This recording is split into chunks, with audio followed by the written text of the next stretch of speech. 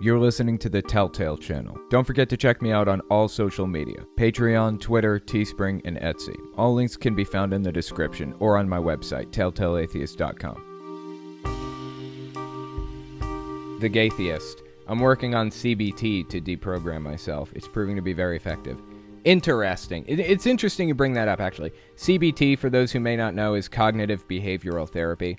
There are a lot of different types of cognitive behavioral therapy. And there are also other types of therapies, like dialectical behavioral therapy.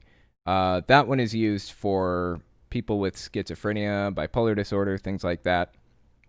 Or PTSD, I believe DBT is used for that too. All of these things, CBT, DBT, NLP, neuro-linguistic programming, street epistemology, I feel like compliance techniques aren't really the right word for them. I'm not sure what the word is. There is a word. I just can't think of the exact word at the moment. It'll come to me later, but they're basically ways of changing your behavior all right, let me think about how to phrase this.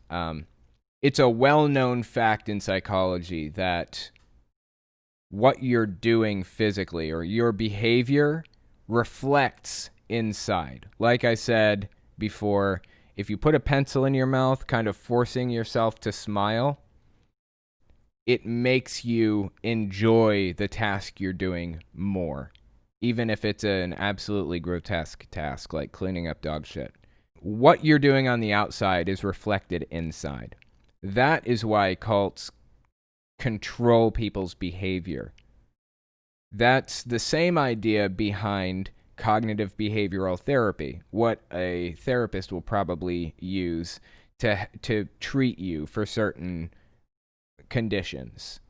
What happens outside reflects inside. So, anyway, thank you for bringing up the CBT point. That's a really good point. It is effectively programming you, which isn't always a bad thing. I've talked about the influence continuum before, constructive influence versus destructive influence. CBT is an influence technique. You know what? That's the right word for those. Cognitive behavioral therapy, dialectical behavioral therapy, neuro-linguistic programming, street epistemology, they're influence techniques. That's what it is. Some of them are constructive, some of them are destructive. NLP is destructive. Cognitive behavioral therapy, which is used by most therapists, is constructive. It's constructive influence. Cults influence people destructively. That's the main issue I have with cults. I don't feel like they should be influencing people at all.